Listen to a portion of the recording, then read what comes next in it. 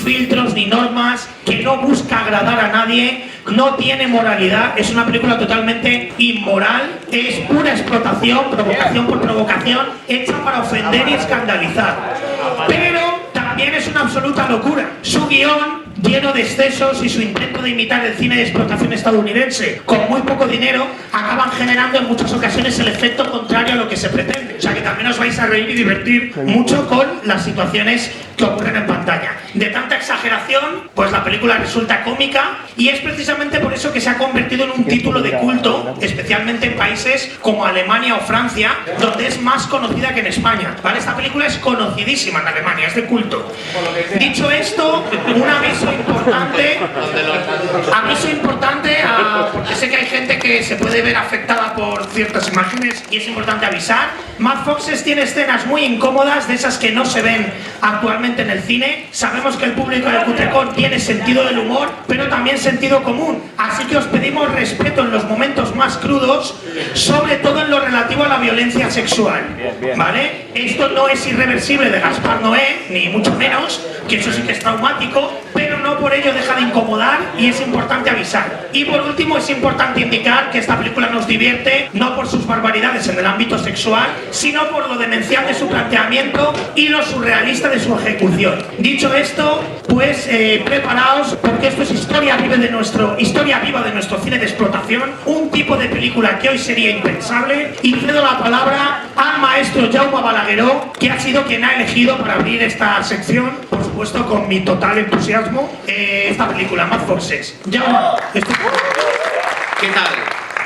Bueno, pues sí, yo he escogido esta película. Os cuento un poco cómo fue el año pasado, creo que fue el año pasado, ¿verdad? El año pasado, sí. El año pasado yo estuve aquí, en este sitio, igual no era esta silla, era esa, pero estuve aquí porque estuve en el festival Sombra, que se hizo también en la universidad.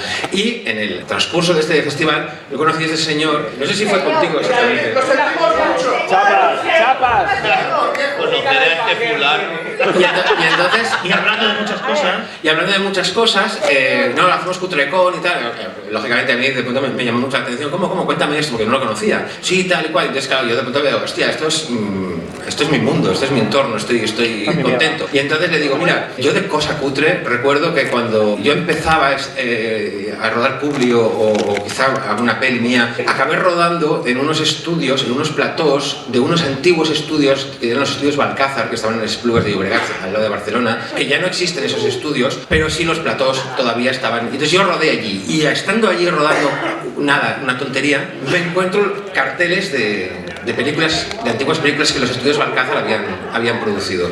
Los estudios Balcázar producían cine de explotación, desde que se hacía en Barcelona también, en películas clasificadas S, etcétera, etcétera. Entonces, de pronto había un cartel que era Mad Foxes, y entonces yo digo, hostia, ¿esto qué es esto? Es brutal. ¿Entendéis? Claro. Y digo, Y este cartel es la versión censurada. Hay una versión ya que sí, más ya está en tetas, o sea, no... es la que había allí. Y entonces yo empiezo a indagar hasta que la encuentro. No recuerdo cómo la encontré.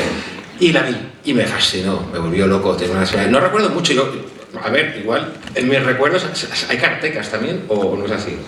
Karatecas. Sí, hay karatecas, motoristas, de todo, vale.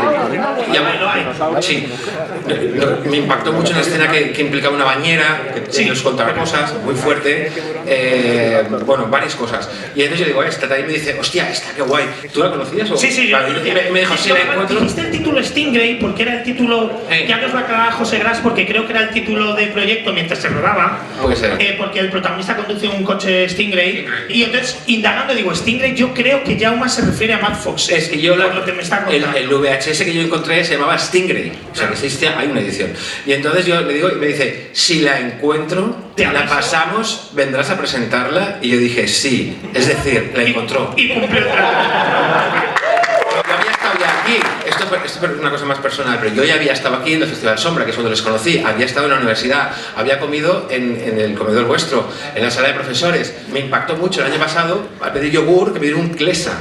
Y esto me perturbó mucho, me fascinó, porque en Barcelona no puedes encontrar esto. Puedes encontrar Stingray, pero no puedes encontrar un Clesa.